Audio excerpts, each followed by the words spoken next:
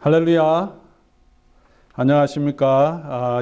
이번 매일 성경 세미나에 참석하신 모든 성도님들 환영합니다. 저는 갈라디아서 강의를 맡은 로뎀 장로교회를 섬기고 있는 박일용 목사입니다. 바울 서신은 13권이 있는데 많은 분들이 로마서를 좋아합니다. 제자훈련 중에서도 로마서 8장을 다 외우는 분들도 계시죠. 에베소서도 좋아합니다. 학자들은 에베소서를 바울 신학의 정수라고 하며 바울이 어떤 복음을 전하는지 아주 잘 요약하고 있기 때문입니다. 빌립보서도 좋아하는 분들이 많으시죠. 기쁨의 서신이라고 해서 고난 가운데 우리에게 힘과 또 소망을 주는 책입니다. 그에 비해서 갈라디아서는 바울 서신 중에 가장 논쟁적인 책이라 그렇게 많이 좋아하거나 또 설교자들이 많이 설교하는 책은 아닙니다. 그러나 이 갈라디아서 안에서는 바울의 감정이 많이 묻어나고 무엇보다도 복음을 떠나려고 하는 우리 성도들의 안타까운 마음, 그 교회를 바라보면서 우리가 사도 바울의 아주 개인적인 모습, 감정, 그리고 복음에 대한 열정을 우리가 배울 수 있는 책입니다. 현대 교회는 무엇보다도 복음대로 살지 못하는 윤리적인 문제를 많이 가지고 있습니다. 사회의 지탄을 받기도 합니다. 그러나 정말 문제는 우리가 복음대로 살지 못하는 것이 아니라 진정한 복음이 무엇인지 우리가 알지 못하는 것이 아닌가 하는 생각도 해봅니다. 누구나 복음을 이야기하는 시대에 우리가 살고 있습니다. 그러나 실제로 우리는 짝퉁 복음도 많고 가짜 복음이 판치는 그런 시대에 살고 있습니다. 이런 시대에 우리가 붙들어야 할 복음이 뭔지 또 우리가 살아야 할 복음이 뭔지를 우리에게 도전해 주는 책이 갈라디아서라고 생각합니다. 우리 9월 두 번째 주까지 갈라디아서를 묵상하면서 다시 한번 복음의 진수를 우리 배울 수 있기를 바랍니다. 제가 하는 역할은 여러분께서 갈라디아서의 내용을 잘 이해할 수 있도록 도와드리는 것이고, 실제로 여러분께서 묵상을 하시면서 갈라디아에서 나오는 바울의 마음, 바울의 복음에 대한 열정, 그리고 그가 얼마나 교회를 사랑하고 복음을 사랑했는지 그 진리의 내용들을 발견해가는 그런 기쁨을 누리시기 바랍니다. 먼저 갈라디아서와 같은 서신서를 이해하기 위해서는 그 배경을 좀 알 필요가 있습니다. 편지는 이 발신자가 수신자에게 보낸 편지만 있고 그 배경에 대해서 우리에게 잘 설명하지 않기 때문에 조금 배경에 대해서 먼저 말씀을 드리고 이 갈라디아서의 구조와 그리고 메시지를 우리가 함께 살펴보려고 합니다. 갈라디아서는 누가 기록했습니까? 네, 여러분 다 잘 아시죠? 사도 바울이 기록했습니다. 1장 1절 내용이죠. 하나님 아버지로 말미암아 사도된 바울은 그렇게 말합니다. 그리고 수신자는 누구입니까? 2절에 나오죠. 갈라디아 여러 교회들에게 라고 말합니다. 다른 서신들을 보면 에베소 교회 그리고 고린도 교회라고 단수로 말하는데 오늘 갈라디아서를 보니까 갈라디아 여러 교회들이라고 말합니다. 그 이유는 갈라디아는 한 도시의 이름이 아니라 한 지방, 지역의 이름입니다. 로스앤젤레스가 있지만 남가주, 캘리포니아 하는 것은 지방의 이름이죠. 도시의 이름은 로스앤젤레스, 샌프란시스코 이런 것도 있듯이 에베소, 고린도는 한 도시의 이름이고 갈라디아는 지방의 이름입니다.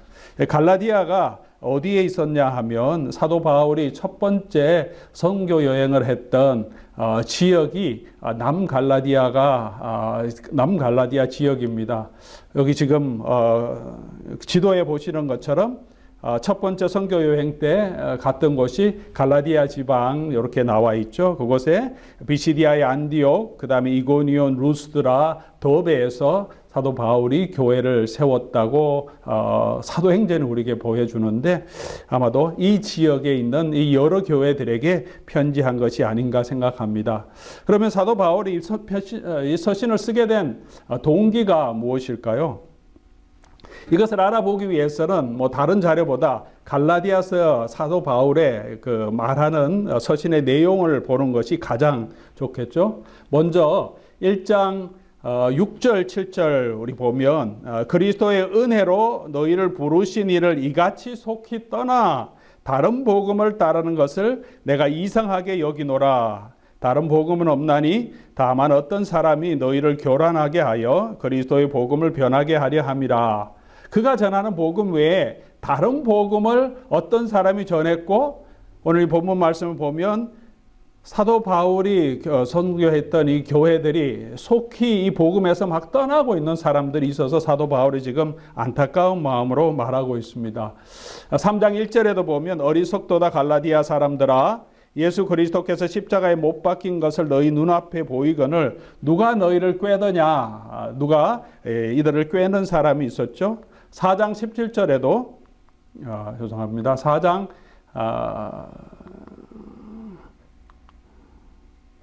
17절에도 그들이 너희에 대하여 열심을 내는 것은 좋은 뜻이 아니요 오직 너희를 이간시켜 너희로 그들에 대하여 열심을 내게 하려 함이라. 다른 복음을 전하는 사람들이 교회에 들어와서 지금 갈라디아 교회들을 흔들고 그들을 따르도록 이끌고 있었습니다. 오늘날에도 우리 복음을 흔드는 세력들이 많습니다. 교회 안에도 있고 교회 밖에도 있습니다. 가장 대표적인 것이 신천지라고 할 수 있겠죠. 복음이라고 하면서 교회에 들어와서 교회를 흔들어서 때로는 교회 전체를 접수해버리고 자기네 교회로 이렇게 뺏어가는 그런 경우도 있습니다. 그러면 이제 생각해 볼 것은 이런 다른 복음을 전하는 사람이 누구였던가 하는 것입니다. 갈라디아 교회 교인들은 아니었던 것 같습니다. 우리가 보았듯이 사도 바울이 편지를 쓸 때 너희라고 갈라디아 교회 성도들을 말하고 그들 또는 어떤 사람이 들어와서 너희를 이간시켜 너희를 요동케 하는 자 이렇게 말하는 것을 보니까 갈라디아 교회 안에 원래 있었던 사람이 아니라 바깥에서 들어온 사람임을 알 수 있습니다. 이들도 복음을 증거했다고 우리가 추측할 수 있습니다. 다른 복음을 전하는 사람 그렇게 말하는 것을 볼 수 있기 때문이죠. 그러니까 이 사람들도 일단은 사도 바울이 잘못된 복음을 가르치고 저주받을 자라고 하지만 예수를 믿는 사람이고 회당이 아니라 교회에 찾아온 아마 유대인들 중에서 예수를 믿는 사람들이 아니었을까 생각합니다. 사도 바울은 이들의 복음에 대해서 어떻게 평가합니까? 1장 7절 보니까 다른 복음은 없다. 다른 복음이 없고 이들은 그리스도의 복음을 변하게 하려 하다. 변질된 복음이라는 거죠. 짝퉁 복음이라고 말하는 것입니다. 1장 8절 9절에는 사도 바울이 이런 복음을 전하는 것, 자기가 전한 복음 외에 다른 복음을 전하면 저주를 받을 것이다. 9절에도 다른 복음을 전하면 저주를 받을 것이다 라고 말합니다. 한 번 저주하는 것도 엄청난 일인데 여기서는 두 번 저주하는 것, 두 번 저주를 아나테마라고 헬라어로 말하는데 이 두 번 저주는 아주 강력한 저주입니다. 이렇게 다른 복음은 사실은 복음이 아니고 변질된 복음이고 사실 이 복음을 전하는 사람 하나님의 저주가 있다라고 말합니다. 이 말씀을 보면서 우리에게 말이 도전이 됩니다. 사랑하는 교우 여러분, 여러분은 지금 바른 복음을 가지고 있습니까? 그리고 바른 복음을 전하고 있습니까? 목회자로서 저에게는 이 사도 바울의 이 도전이 엄청난 두려움으로 다가옵니다. 내가 전하는 복음이 사도 바울이 전했던 복음, 예수님이 말씀하시고 우리에게 전해주셨던 그 복음이 아닌 다른 복음을 전한다면, 변질된 복음을 전한다면 사도 바울이 선포한 이 저주가 저에게도 임할 수 있기 때문입니다. 그러므로 오늘날 우리가 복음을 들을 때 함부로 듣지 말고 베레아 사람들이 이 복음이 정말 그러한가 하여서 성경을 상고하면서 성경에 나타난 증거를 보고 예수 그리스도를 믿었듯이 우리도 복음을 들을 때마다 주의 깊게 들어야 합니다. 바른 복음을 들을 수 있도록, 그리고 또 바른 복음을 우리가 가지고 있다면 그 복음을 떠나지 말아야 합니다. 나의 편의 때문에, 사회적인 입장 때문에, 또는 핍박 때문에 복음을 떠나는 일이 없어야 할 것입니다. 자, 그렇다면 이들 갈라디아 교회에 들어온 자들이 전한 이 변질된 복음의 내용이 무엇인지 우리가 조금 살펴봐야 또 사도 바울이 그에 대해서 어떻게 자신의 복음을 변정하는지 우리가 알 수 있을 것입니다. 자, 이들의 전한 복음의 내용을 어떻게 알 수 있습니까? 두 가지로 알 수 있습니다. 하나는 갈라디아서의 사도 바울이 자기 복음을 변정하는 이 내용을 통해서 이들이 이런 복음을 가르쳤구나 하는 것을 유추해낼 수 있습니다. 이거를 전문적인 말로는 mirror reading, 거울로 보는 것처럼 우리 책을 읽는다는 거죠. 바울의 논증을 보면서 그들이 했던 논지는 이런 거구나 하는 것을 유추해내는 거죠. 그렇게 우리가 한번 해볼 것이고, 또 한 가지 좋은 역사적인 자료는 사도행전 15장의 사건들과 이 갈라디아서의 내용과 굉장히 연관성이 있습니다. 그 내용을 보면 이들이 어떤 주장을 했는지 우리가 어느 정도 구체적으로 알 수 있습니다. 먼저 갈라디아서 사도 바울의 핵심 내용이 뭡니까? 사도 바울이 이 갈라디아서를 통해서 전하고자 하는 핵심 내용이 2장 16절에서 21절까지 나오는데요. 2장 16절 보면 사람이 의롭게 되는 것은 율법의 행위로 말미암이 아니고 오직 예수 그리스도를 믿음으로 말미암는 것이다. 율법의 행위가 아니라 율법의 행위로 의롭다 하는 것이 아니다. 오직 믿음으로 의롭다 함을 얻는 것이다 라고 말합니다. 이 내용은 계속 3장, 4장에 반복되는 것입니다. 그렇다면 유추해 보면 이 유대 그리스도인들, 이 갈라디아 교회에 들어온 이 거짓 교사들은 율법을 행해야지, 율법을 지켜야지 너희가 의롭게 되고 하나님의 자녀가 된다. 그렇게 이방인들에게 가르쳤던 것을 우리가 조금 짐작할 수 있습니다. 그 율법의 행위 중에서도 이 갈라디아에서 많이 강조하는 것이 뭐냐 하면 할례입니다. 할례. 2장 3절에서도 사도 바울이 자기가 했던 일을 기록하면서 이방인 디도를 데리고 예루살렘에 갔는데 예루살렘에 있는 많은 유대주의 그리스도인들이 할례를 행하라고 하는 것을 끝까지 할례를 행하지 않았다. 5장 2절에도 사도 바울이 얘기하죠. 내가 너에게 말하노니 너희가 만일 할례를 받으면 그리스도가 너에게 아무 유익이 없다. 5장 3절에도 내가 할례 받는 각 사람에게 다시 증언하노니 5장 6절 그리스도 예수 안에서 할례나 무할례나 효력이 없으되. 넘어가서 6장 12절에도 마지막 권면에 또 이런 말을 합니다. 육체의 모양을 내려 하는 자들이 억지로 너에게 할례를 행하려 했다. 조금 다시 정리하면 율법을 지켜야지 이방인들이 하나님 앞에 의롭다함을 얻는다. 그렇게 주장했는데 그것을 조금 더 구체적으로 말하면 이방인들도 할례를 받아야지 하나님의 백성 되고 의롭다함을 얻는다는 것입니다. 예수 그리스도를 믿는 것뿐만이 아니라 할례를 받아야 한다. 이렇게 주장한 것을 우리가 볼 수 있습니다. 또 한 가지 이들의 백그라운드에 대해서 보여주는 것이 사도행전 15장 1절 2절의 내용이죠. 이 본문 말씀 보면 어떤 사람들이 유대로부터 내려와서 형제들을 가르치되 너희가 모세의 법대로 할례를 받지 아니하면 능히 구원을 받지 못하리라 하니. 어떤 사람들이 유대로부터 온 사람들이죠. 교회로 왔기 때문에 이들도 예수를 믿는 사람들임을 우리가 충분히 짐작할 수 있는데 뭘 주장하냐면 모세의 법대로 할례를 받지 않으면 구원을 얻지 못한다 그럽니다. 바울과 바울은 믿는 초기부터 오직 예수 그리스도를 믿음으로 이방인들이 하나님의 자녀가 된다는 이 복음을 가지고 있었습니다. 그런데 그 복음을 가지고 있었는데 이런 사람들이 와서 이방인들에게 할례를 행해야 한다. 그래야 구원을 얻는다고 하니까 적지 않은 다툼이 있었던 것 아마 분명하게 우리가 추측할 수 있겠습니다. 처음에 예수 믿었던 사람들은 대부분이 유대인이었죠. 그 유대인들 중에서 바울과 바나바 같은 사람도 있었지만 예수님의 제자들 중에 베드로도 이방인들이 할례를 받아야 하는가? 이방인들과 밥을 먹는 이 정결 의식들을 우리가 그냥 완전히 무시해도 되는가 하는 그 생각으로 변하는 데는 굉장한 시간이 걸렸죠.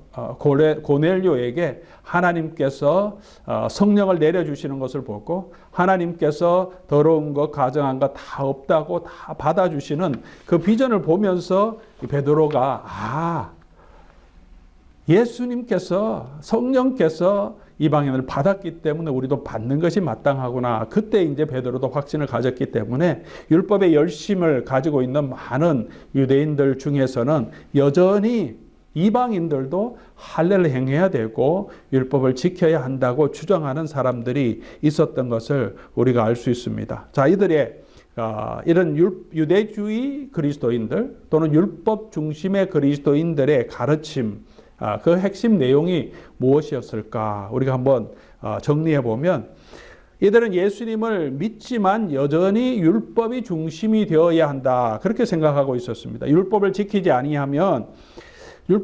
않음으로 사실 이스라엘 백성들이 하나님의 심판을 받아서 지금 나라를 잃어버렸습니다. 아직 그 주권을 회복하지 못하고 있었던 거죠. 그래서 율법에 대한 열정이 상당했습니다. 또한 할례를 받는 것은 하나님께서 아브라함에게 주신 언약의 상징이었습니다. 모세 율법에 나오는 것이 아니라 아브라함에게 주신 하나님이 주신 상징이었고 모세 율법에도 할례를 행하는 것을 분명하게 가르치고 있습니다. 그리고 또한 이들은 자기가 할례를 이미 받고 있기 때문에 나는 하나님의 택한 자라 그런 선민의식을 가지고 있었고 이방인들도 그런 하나님의 자녀가 되려면 똑같이 이 육체의 그 할례를 행해야 된다. 그렇게 믿었던 것이 분명합니다. 그렇다면 예수를 믿는 이유는 무엇이었을까요? 그냥 유대교에 남아있으면 되지. 할례도 행하고 율법을 지켜야 한다고 주장하면 그 이유는 유대인들도 그 당시에 율법에 대한 열정이 있었지만 바리새인들도 예수님이 책망하듯이 율법을 제대로 지키는 것이 쉽지 않았던 거죠. 겉으로는 지킬 수 있지만 속마음까지 정말 변화되어서 율법을 제대로 지킨다는 것은 쉽지 않았습니다. 구약의 예언서를 보면 메시아가 오시면 우리에게 성령을 부어주셔서 이제는 그 율법이 지키기 어렵던 율법이 우리 마음속에 있고 누가 가르쳐주지 않아도 그 율법을 이해하게 되고 그래서 메시아가 오시면 우리에게 성령을 주어서 우리로 하여금 율법을 잘 지키게 도와준다. 그리고 그 메시아가 다스리는 그 다스림 안에서 우리가 율법을 잘 지킴으로 하나님의 영광을 드러내고 그 백성이 구원을 얻는다. 그렇게 이해를 한 거예요.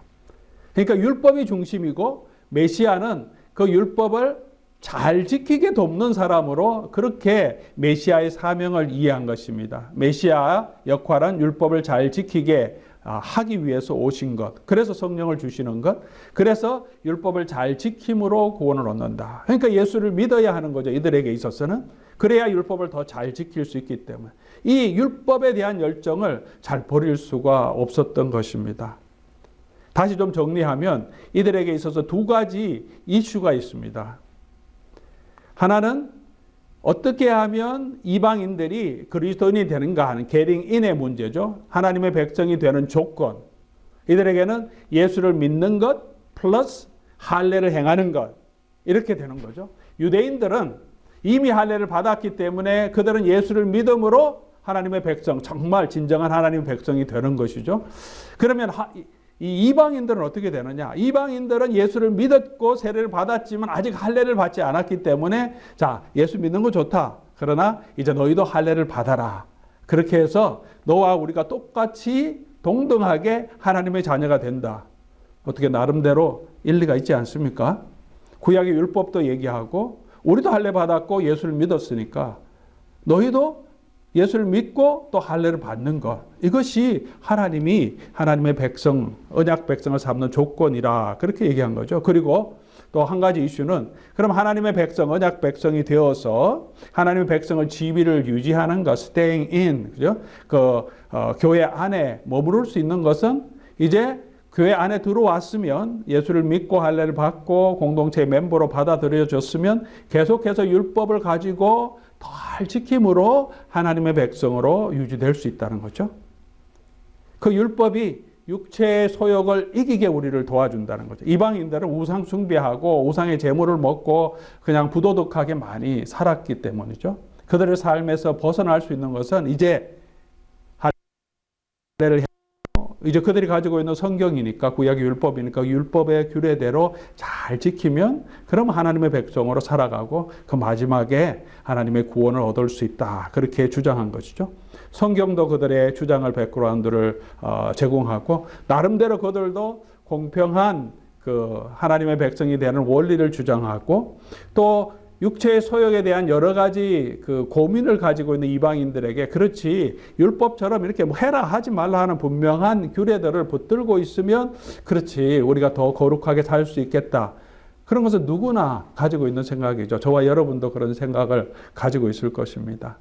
행동 원리 1, 2, 3, 4 뭐 이런 걸 정해놓고 그대로 따르면 쉬운데 우리가 그냥 예수님 따라 살겠다 하면 막연하지 않습니까? 그러니 이들의 주장이 상당한 일리가 있었고 그래서 이 갈라디아 여러 교회 이 선생님들이 들어가서서 가르치니까 교회가 막 흔들리게 된 것이죠. 이들의 입장에서는 사실 사도 바울이 전하는 이 복음이 제대로 된 온전한 복음이 아니라고 생각한 거죠. 사도 바울은 정통적으로 예수님을 따라다닌 사람도 아니고 교회 핍박하다가 예수님을 만난 적도 없고 예수님이 지상 사역하실 때 갑자기 변화됐다고 하면서 자기가 이방인에게 복음을 전해야 된다고 하면서 막 복음을 전하고 있으니까 이들의 입장에서는 저 사람이 제대로 복음을 전하지 않는다고 생각하여서 그러니까 예루살렘에서 안디옥까지 와서 그것뿐만이 아니라 사도 바울이 전했던 그런 교회에도 가서 복음을 제대로 전하고 싶은 그런 마음을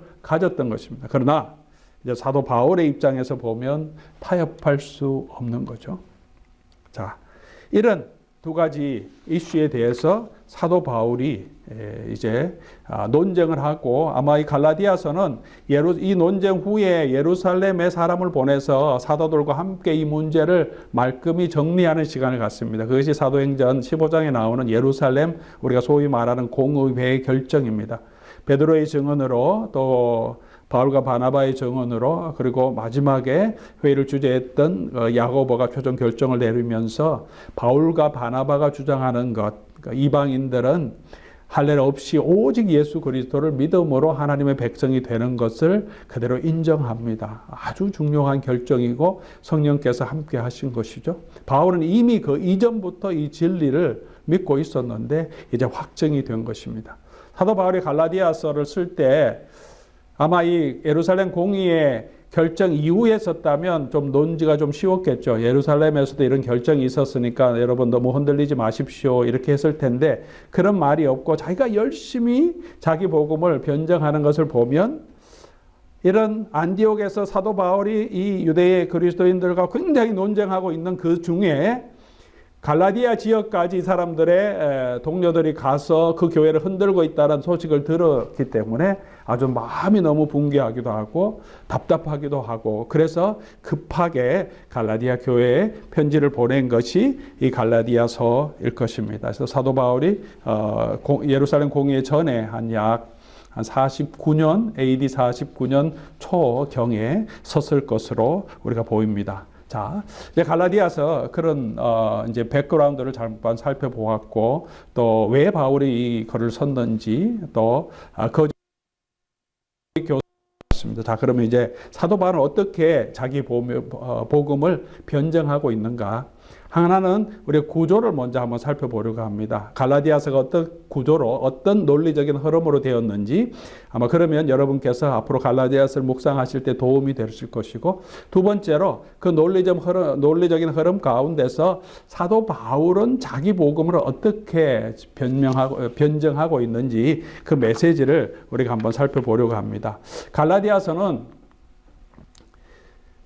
아주 편지이기 때문에 편지는 크게 세 가지로 항상 구성되어 있습니다. 서론, 인사죠. 문안 인사 1장 1절에서 5절까지 누가 누구에게 너에게 무난합니다. 그리고 끝인사가 있습니다. 끝인사는 6장 18절에 이제 마지막으로 내가 너에게 인사합니다. 그렇게 교회에 인사하는 내용이 있고 그 가운데 있는 게 이제 본론 내용이죠. 갈라디아 교회가 복음 안에서 떠나려고 하는 것들을 붙들려고 하는 사도 바울의 복음의 내용입니다. 이 가운데 있는 1장 6절에서 6장 17절까지 이 내용을 크게 나누면 두 가지로 나누어집니다. 하나는 바울 복음에 대한 변정을 1장 6절에서 5장 12절 그러니까 한 3분의 2 정도는 이 논정에 바칩니다. 왜냐하면 이게 큰 이슈, 핵심 이슈였기 때문이죠. 그러나 우리가 기억해야 할 것은 사도 바울은 이 신학적인 이슈, 이 논쟁을 하는 것으로 끝나지 않는다는 거죠. 그 후에 성도들이 어떻게 살아야 할 것인지에 대한 복음에 합당한 삶에 대한 권면을 빼지 않습니다. 이것은 사도 바울 모든 서신에 나타나는 내용입니다. 어떻게 살아야 할 것인지 사도 바울의 관심이 굉장히 많습니다. 바른 복음이 무엇인지 그리고 우리가 성도가 어떻게 살아야 하는지 로마서도 우리 에베소서도 고린도서는 전체가 어떻게 살아야 하는지 내용이고요. 빌립보서도 마찬가지고요. 사도 바울의 신학을 우리가 핵심 신학을 우리가 정리하면 오토독스 바른 신학과 분명하게 바른 삶, 복음에 합당한 삶대로 살아갈 것을 성도들에게 늘 선포하고 있습니다. 오늘 우리들의 삶도 마찬가지죠. 내가 바로 아는 것, 그것만 중요한 것이 아니라 바로 사는 것, 그것도 바울에게 있어서는 복음의 핵심의 한 부분이라는 것입니다. 자, 그렇다면 이제 전반부에 있는 사도 바울이 자기 복음을 이 거짓 교사들에 대응해서 어떻게 변정하는가 이 부분은 이제 1장 6절에서 5장 12절까지 부분인데 이 부분은 크게 세 부분으로 나누어집니다. 1장에서 2장까지는 사도 바울이 자기 자전적인 경험을 통해서 내가 이런 경험을 했는데 이게 내 복음이 확실하다. 그 다음에 두 번째로는 언약과 율법의 관계 가운데서 옛 언약인 율법과 또 새 언약인 예수 그리스도께서 이루신 이 언약이 성경 신학적인 관점에서 자기 복음의 우월성을 증명하고요. 맨 마지막 부분에서는 하갈과 사라를 비유를 통해서 우리가 이 땅에서 육체만 붙들고 있는 것은 하갈의 자녀고 약속을 붙들고 있는 게 이삭의 자녀다. 이 땅에 있는 거 보이는 육체의 할례가 아니라 왜냐하면 하갈의 자녀는 이스마엘도 육체의 할례를 행했습니다. 근데 그가 하나님의 약속의 자녀가 아니었던 거죠. 육체의 할례만 붙들고 있어도 되는 게 아니라 하나님의 약속을 붙들고 있는 게 중요하고 이 땅에 있는 예루살렘이 아니라 하늘에 있는 예루살렘을 보고 가는 게 이제 그리스도 안에 있는 교회에 해야 할 일이다. 그렇게 이 비유를 가지고 복음 안에 쓸 것을 부탁하고 있죠.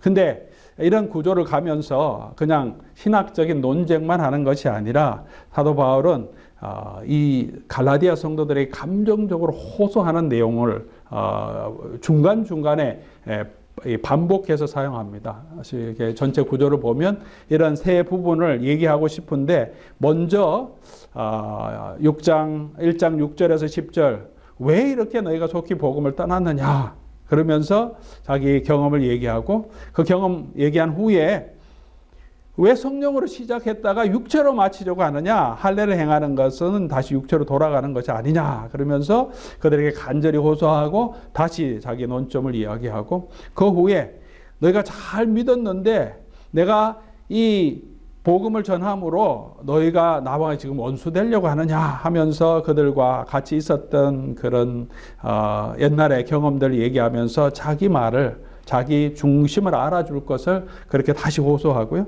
그 다음에 하갈과 사라의 이야기를 들고 맨 마지막에 이 섹션을 마치면서 다름질을 잘 했는데 누가 너희 흔드느냐 흔들리지 말고 서라 그렇게 권면합니다. 그러니까 호소, 논증, 또 호소하고 논증하고 또 호소하고 논증하고 이 사도 바울이 이렇게 아주 뛰어난 설교자인 걸 알 수 있죠. 그냥 논지만 쭉 가는 것이 아니라 하나를 설명한 다음에 그래서 이 복음을 붙드십시오. 감정적으로도 호소합니다. 이게 아주 수사학적인 기법을 사용하고 신학자이면서 설교가이면서 또 성도들을 사랑하는 마음으로 그들을 설득해 가고 있습니다. 그리고 5장 13절에서 6장 10절까지, 6장 17절까지 윤리적인 부분도 5장 13절에서 6장 10절까지 권면하고 그 후에 마지막 호소를 또 하고 있습니다. 근데 전체적인 이 갈라디아서의 구조를 보면 우리가 이렇게 볼 수 있습니다. 서론이 있죠. 그 다음에 호소하고, 그 다음에 논증하고, 또 호소하고, 또 논증하고, 이거는 언약과 또 율법의 관계를 통해서, 그 다음에 또 호소하고, 그 다음에 하갈과 사라의 비유를 통해서 또 그들을 설득하고, 또 호소하고, 그 다음에 어떻게 살아야 할지, 복음에 대해 살아야 할지 권면하고, 또 호소하고, 그렇게 결론을 맺습니다. 크게는 신학적인 논증, 또 윤리적인 논증, 이렇게 갈라디아서가 구성되어 있다는 것을 여러분 머리에 두시고, 자, 이런 흐름으로 이 갈라디아서가 진행된다는 것을 기억하시기 바랍니다. 자, 이제 세 번째로 가장 중요한 내용이죠. 사도 바울이 자기 복음을 어떻게 변정하고 있는가. 먼저는 첫 번째 섹션이죠. 이제 자전적인 자기 삶의 경험을 통해서 사도 바울이 자기 복음의 정통성을 먼저 얘기합니다. 1장 1절에서 2장 14절까지 내용인데요. 세 가지 사건을 들어서 얘기합니다. 첫 번째는 그의 복음이 예수를 믿을 때 그의 복음은 예수 그리스도의 계시로 직접 받은 거다는 거죠. 사람한테 배운 게 아니다는 거죠. 갈라디아서 1장 11절에서 12절 말씀이죠. 형제들아, 내가 너희를 알게 하노니 내가 전한 복음은 사람의 뜻에 따라 된 것이 아니니라. 이는 내가 사람에게 받은 것도 아니고 배운 것도 아니요 오직 예수 그리스도의 계시로 말미암은 거다. 그리고 예루살렘에 3년 후에 예루살렘에 내려갔을 때도 조금밖에, 아주 두 주밖에 있지 않았기 때문에 이 사도들에게 배운 게 아니다는 거죠. 그건 다메섹 도상으로 가면서 예수 그리스도께서 직접 그를 만나셨고 그에게 사명을 주셨고 이 복음을 깨닫게 해주셨다. 그러니까 자기 복음이 정말 그리스도께 받은 복음임을 증거하는 거죠. 두 번째는 이제 그 후에 14년 후에 디도를 데리고 예루살렘에 내려갔던 일을 기록하고 있습니다. 근데 상당한 압력이 있었는데도 이 헬라인이었던 디도를 할례를 받지 않게 합니다. 3절 말씀 보면 그러나 나와 함께 있던 헬라인 디도까지도 억지로 할례를 받지 아니하게 했다. 5절 그들에게서 우리가 한시도 복종하지 아니하였으니 이는 복음의 진리가 항상 너희 가운데 있게 하려 함이라. 자기가 전한 이 복음, 이방인들이 할례를 받지 않아도 하나님의 백성으로 완전히 받아들일 수 있다는 이 복음을 붙들기 위해서, 아니 할례 받아도 되고 안 받아도 되는 거죠. 그건 상관없습니다. 예수만 믿으면 구원 얻는 거죠. 그래서 사람들이 하라고 하면 뭐 그래 그냥 그래서 평화를 위해서 할례를 할 수도 있겠지만 안 했다는 거죠. 왜? 그가 전하는 이 복음의 진리를 지키기 위해서. 엄청난 압박이 있었음에도 불구하고 자기가 편하자고 복음을 이렇게 타협하지 않았다는 거죠. 세 번째 있었던 사건은 이제 베드로가 안디옥에 왔을 때 일입니다. 베드로가 안디옥에 왔는데 베드로도 이제 이 복음을 믿었기 때문에 이방인들과 함께 밥 먹다가 유대로 어떤 사람이 온 것을 보고 그들이 유대인들이 이 안디옥 교회에 오는 것을 보고 베드로가 갑자기 그들의 눈치를 보면서 이방인들과 밥 먹던 그 식탁에서 벗어나서 유대인들과 함께 한 거죠. 이걸 보니까 사도 바울이 열을 받았어요. 그래서 사람들 앞에서 이렇게 베드로를 책망하는 내용입니다. 그러므로 나는 그들이 복음의 진리를 따라 바르게 행하지 아니함을 보고 개바라도 그가 존경하고 또 이 초대교회의 정말 가장 중요한 지도자인 개바랄지라도 사람들 앞에서 복음의 진리대로 행하지 않았다. 그렇게 지적한 거죠. 그만큼 사도 바울은 이 복음의 진리에 대한 열정, 그런 헌신을 가지고 있었습니다. 그것이 우리가 이 사도 바울에게 배울 점이죠. 또 우리가 볼 수 있는 것은 베드로도 그 책망을 듣고 가만히 있었어요. 왜? 이 복음이 사도 바울이 지금 말하는 게 복음의 진리이기 때문에 그런 거죠. 그래서 이 갈라디아 성도들에게 지금 사도 바울이 말하는 거죠. 내가 그리스도께서 받은 복음이고 예루살렘에 내려가서도 할례 행하지 않았고 야고보, 요한, 베드로도 우리 복음을 인정하고 화해 약수를 했고 그리고 베드로도 내가 책망할 때 그대로 이 복음의 진리 앞에 순응했다. 내가 전하는 것이 정말 진정한 복음이다. 그렇게 자전적인 경험을 통해서 먼저 설명합니다.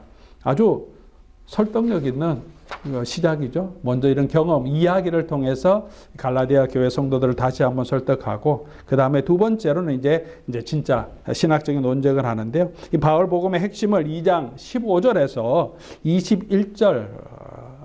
21절까지 사도 바울이 말하고 있습니다. 이 구절은 이 갈라디아서 전체의 핵심 성경 구절입니다. 2장 15절에서 그리고 2장 마지막 절까지. 여기에서 사도 바울은 아까 두 가지 이슈를 말했죠. 하나님의 백성이, 헬라인이 하나님의 백성이 되는 조건, 그리고 하나님의 백성으로 지위를 유지하는 조건. 유대인들에게 반해서 우리가 지금 제가 준비한 하나의 묵상의 질문이 있네요. 이 사도 바울이 자전적인 자기 경험을 통하여서 복음의 진리를 선포한 이 섹션에서 여러분 한번 생각해 볼 수 있는 중요한 묵상 포인트가 있습니다. 나는 복음의 진리를 정확하게 알고 또 굳게 붙들고 있는가?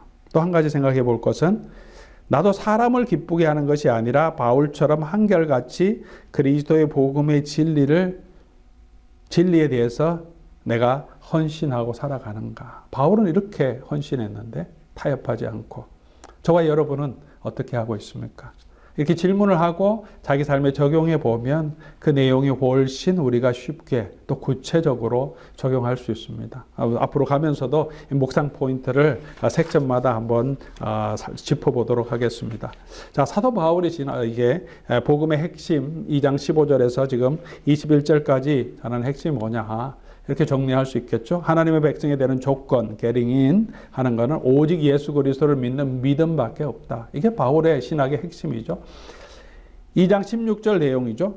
사람이 의롭게 되는 것은 율법의 행위로 말미암음이 아니요 오직 예수 그리스도를 믿는 믿음으로 말미암는 줄 알므로 우리도 그리스도 예수를 믿나니 이는 우리가 율법의 행위로서가 아니고 그리스도를 믿음으로써 의롭다함을 얻으려 함이라. 율법의 행위로서는 의롭다함을 육체가 없느니라. 아주 핵심 구절이죠. 예수 그리스도를 믿음으로만, 유대인이든지 이방인, 헬라인이든지 사도 바울에게는 only one 조건, 한 가지 조건밖에 없습니다. 예수 그리스도를 믿음으로만. 그리고 2장 20 하나님의 백성으로 유지하는 것, 하나님의 백성의 지위를 유지하는 조건도 뭐냐? 예수 그리스도를 믿는 믿음이다. 2장 20절 우리가 함께 보겠습니다. 2장 20절 우리가 너무 잘 아는 말씀이죠. 여러분 할 수 있으면 같이 한번 2장 20절을 우리 한번 같이 읽어보겠습니다. 시작.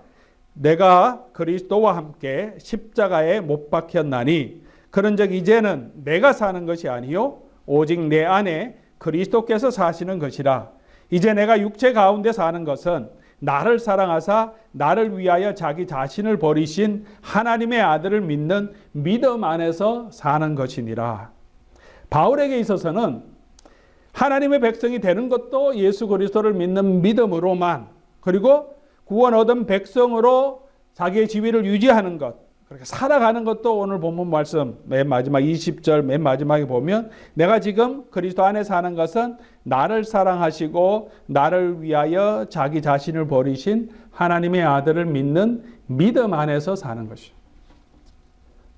의롭게 되는 것도 믿음으로 되는 것이고, 이제 그리스도 안에 사는 삶도 믿음으로 계속해서 이 믿음 안에 거하는 삶이라 그렇게 말합니다. 바울에게 있어서 믿음으로만 의롭게 된다는 것은 결코 방종한 삶, 방종으로 이끌 수 없는 것입니다. 왜냐하면 사도 바울에게 있어서 예수 그리스도를 믿는 믿음으로 하는 것은 예수 그리스도와의 연합을 의미합니다. 교회 안에 들어갔다고 하는 것은 이제 교회 안에서 그리스도의 몸된 교회 안에서 그리스도와 연합되었다는 것을 의미합니다. 그리스도와 연합되었다는 것은 무슨 말이냐? 2장 20절처럼 이제 나는 죽었다는, 나는 이제 그리스도의 십자가에 함께 못 박혔고 이제 내가 사는 것은 뭐냐? 나의 옛사람은 죽고 나의 욕심은 내려놓고 내 뜻, 내 성격, 내 감정, 내 주관은 날마다 죽고 내 속에 그리스도께서 사는 것, 그리고 나를 사랑하사 자기 몸을 아끼지 아니하고 내어주신 그 예수 그리스도를 내가 지금 믿고 의지하면서 그 믿음 안에서 사는 것이 성도의 삶의 본질, 복음의 본질이라고 생각했던 것입니다. 율법을 지키는 것보다 더 큰 헌신이 필요한 것이죠.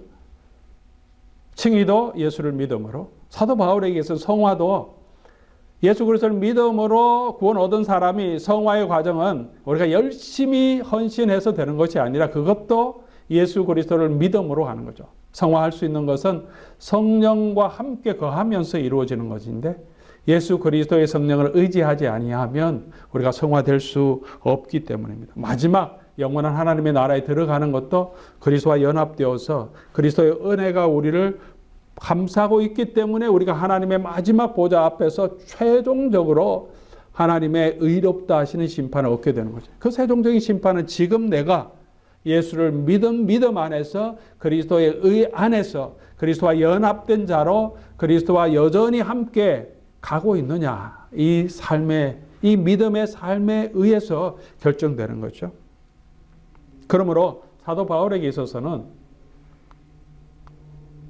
오직 믿음으로라는 것은 오직 예수 그리스도로라는 의미고, 오직 예수 그리스도로라고 하는 것은 오직 은혜로라는 것을 우리가 알 수 있습니다. 우리는 언제나 예수를 믿지만 플러스 something 뭔가 더 있어야 한다고 생각하는 그런 마음이 있습니다. 내가 예수 믿는데 그거로는 구원을 못 얻을 것 같은 그런 생각이 들어요. 왜 그렇습니까? 우리가 그 구원의 확신을 우리 감정에 근거하기 때문이죠. 정말 믿음이 있고 은혜가 있을 때는 구원 얻은 것 같고, 내가 낙심되고 좌절될 때는 구원을 놓친 것 같아요. 우리 감정에 따라서 결정되고, 또 한 가지는 우리 속에 있는 여러 가지 부족한 모습들이 보이기 때문에 그렇죠. 죄 때문에 그렇습니다. 그래서 더 열심히 뭔가 해야 할 것 같고 그런 마음이 드는데, 사도 바울에게 있어서는 플러스 썸띵을 용납하지 않는 거죠. 오직 예수 그리스도를 믿는 믿음으로 내가 이제 살아서 뭔가 더 열심히 해서 구원을 얻는 것 같다고 생각하는 것은 그리스도께서 이루신 이 십자가의 은혜가 뭔가 부족하다고 생각하는 그런 마음들이 있기 때문입니다. 사도 바울이 강조하는 것은 그리스도의 십자가의 은혜가 얼마나 놀라운지 우리가 그것을 붙들라 하는 것입니다. 우리가 잘 아는 찬송처럼 나 같은 죄인 살리신 그 은혜의 놀라와 주의 보혈 능력 크도다 주의 피 믿으니. 사랑하는 우리 교우 여러분 예수 그리스도의 이 복음의 능력을, 이 은혜를 믿으십니까? 내가 아무리 내 죄가 주홍같이 붉을지라도 예수 그리스도의 은혜로 눈과 같이 희게 해주실 그 능력을 믿으십니까? 거기에 내가 보탤 수 있는 것은 아무것도 없죠. 예수 그리스도의 십자가의 그 은혜, 그 은혜로만, 그 예수 그리스도를 믿음으로만 우리가 구원 얻고 그 은혜로만, 그 믿음으로만 우리가 사는 것, 그게 바울 신학의 핵심이고 바울이 증거하는 복음의 핵심입니다. 이것은 바울이 그의 삶을 통해서 너무나 절실히 경험했던 내용입니다. 바울은 율법에 흠이 없도록 살았습니다. 하나님을 향한 열정도 있었습니다.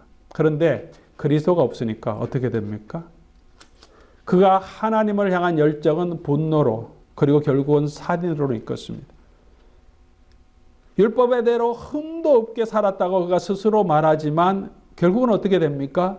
예수 그리스도의 교회, 예수님을 핍박하고 하나님의 구원을 대적하는 하나님의 원수로 자기가 서 있더라는 거죠.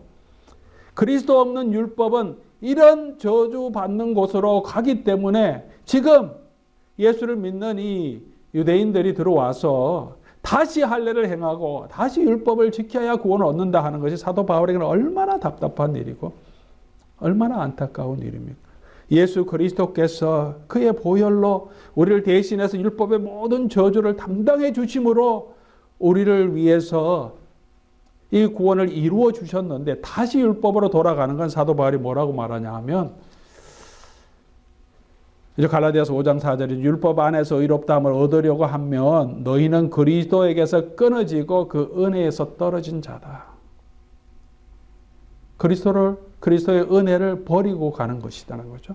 또 말하죠. 2장 21절에도 내가 하나님의 은혜를 패하지 아니하노라. 만일 의롭게 되는 것이 율법으로 할례를 받음으로 되는 것은 그리스도께서 헛되이 죽으셨다. 그렇다면 왜 그리스도께서 오셔서 십자가에서 그 고난을 당하시고 돌아가셔야 하는 거죠. 다시 율법으로 돌아가는 것은 그리스도의 죽음을 헛되게 하는 것, 십자가의 원수가 되는 길이라는 거죠. 그래서 사도 바울이 이토록 간절하게 그의 율법을, 그의 복음을 이 갈라디아 성도들에게 전하고 있는 것입니다. 자, 그러면 여기서 우리가 한번 묵상 포인트 한번 살펴봅시다. 오늘 저와 여러분은 나는 오직 예수 그리스도를 믿음으로 의롭게 되었다는 이 사실에 대해서 우리는 얼마나 감격하고 있습니까? 그 능력을 우리가 알고 있느냐. 아는 만큼 우리가 감사하고 또 그 은혜 가운데 거하겠죠. 여러분, 다른 아무것도 보탤 수 없는 오직 이 예수 그리스도의 은혜로 구원받았다는 사실을 여러분 얼마나 정말 진심으로 느끼고 계십니까? 두 번째 또 우리 생각해 볼 포인트는 이제는 내가 죽고 그리스도가 내 안에서 사는 삶을 저와 여러분 살아가고 있느냐는 거죠. 나의 옛사람은 죽고 내 성질 죽고 내 중심적인 생각은 날마다 죽고 그리스도의 십자가를 지고 나의 십자가를 지고 그리스도를 본받아 내 속에서 그리스도가 살아가고 있느냐, 내 속에서 그리스도가 나타나고 있느냐, 이 바울의 이 논증을 여러분 묵상하면서 계속 질문해 보시기 바랍니다. 자, 그렇다면 이제 세 번째 포인트로 넘어갑니다. 그렇다면 이제 그리스도인에게 그럼 율법은 필요 없는 거냐? 분명히 하나님의 말씀, 이 할례를 행하라고 했고 율법의 계명을 우리에게 주셨고 그것을 하나님의 말씀으로 이 교회가 받고 있는데 율법은 지키지 않아도 되느냐? 이 이슈, 율법과 또 예수 그리스도의 은혜, 새 언약과 옛 언약의 이슈를 사도 바울이 이제 3장, 4장에서 합니다. 시간이 많지 않기 때문에 간단하게만 우리 짚고 넘어가면 이 갈라디아서에서 사도 바울이 하는 핵심 내용은 3장 21절이죠. 율법이 하나님의 약속들과 반대되는 것이냐? 결코 그렇지 않다. 반대되는 게 아니다. 율법을 거부하는 게 아니다는 거죠. 율법의 뜻을 바로 알자. 율법의 목적을 바로 알자. 그런 거죠. 하나님께서 능히 이 율법으로 구원을 얻을 수 있도록, 율법으로 생명을 얻을 수 있도록 주신 것이 아니다는 거죠. 만일 능히 살게 하는 율법을 주셨더라면 의가 반드시 율법으로 말미암았으리라. 그런데 율법대로 지키면 영원한 생명을 얻는데 그렇게 살 수 있는 사람이 없는 거죠. 율법이 잘못된 게 아니라 사람이 문제는 거죠. 3장 19절에 말하죠. 그런즉 율법이 뭐냐? 율법의 목적이 뭐냐? 범법함으로 우리에게 더해진 것인데 천사들을 통하여서 한 중보자의 손으로 베푸신 것인데 약속하신 자손이 오실 때까지 이 율법을 주심으로 이 백성들이 율법의 거울로 비춰보니까 자기가 죄인인 것을 알고 이 죄에서 구원 받을 수 있는 방법이 없는 것을 알고 절망할 때 예수 그리스도를 보면서 예수 그리스도의 십자가를 보면서 오직 그리스도의 은혜로 우리가 구원을 얻을 수 있구나. 그렇게 우리를 그리스도께로 이끌어 가기 위해 율법을 주셨다는 거죠. 그래서 이 율법은 그리스도께로 인도하는 초등교사다. 율법이 중심이 아니라 율법이 주신 목적은 우리를 그리스도께로 이끌어가는 그리스도가 중심인 거죠. 율법을 주신 분이 누굽니까? 하나님, 성삼위 하나님께서 율법을 주실 때 창조 때도 예수님이 성자 하나님이 성부 하나님과 함께 하시고 율법을 주실 때도 하나님 성자 하나님이 성부 하나님과 함께 하시면서 율법을 주신 분이 예수님이시죠.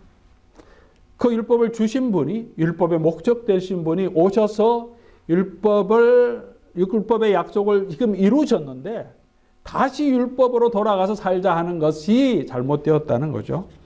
이 율법은 그리스도께로 이끄는 거다. 율법을 보면서 우리가 해야 할 것은 그리스도의 은혜, 그리스도의 사랑, 그리스도 안에서 구원 얻는 이 진리를 발견하는 거죠. 구약의 율법을 통해서, 할례를 통하여서, 제사 제도를 통하여서, 구약의 여러 가지 성전 제사, 성전의 그 제도를 통하여서 우리에게 보여주는 것은 예수 그리스도라는 거죠.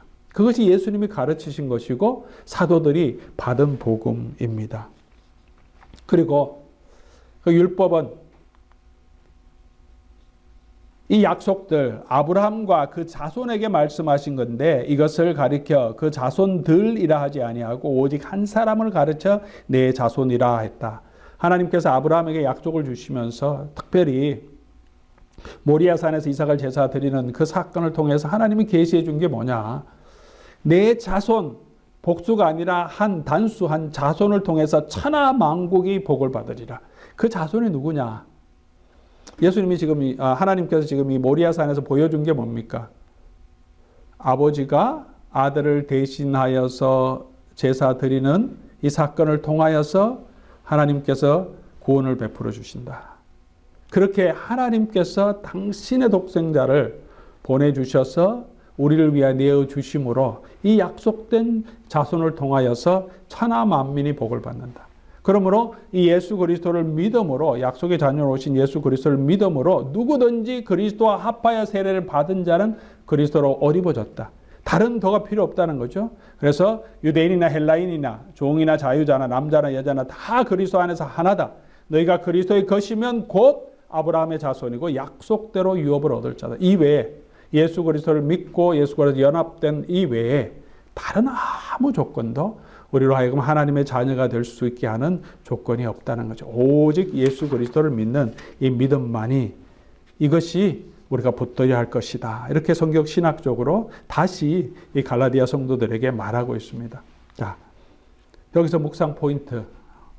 그러면 나는 종교적인 몇 가지 행위 이런 것들을 통해서 남보다 내 신앙이 더 우월하다고 그런 우월의식은 가진 적 없습니까? 여러분 어떻습니까? 그리고 그리스도 안에서 믿음으로 형제된 우리 형제 자매들을 인종이나 성별 또 사회적인 지위 관계없이 우리는 정말 그리스도 안에서 서로 형제로 자매로 받아들이고 교제하고 있는가? 여러분 자신을 한번 생각해 보시기 바랍니다.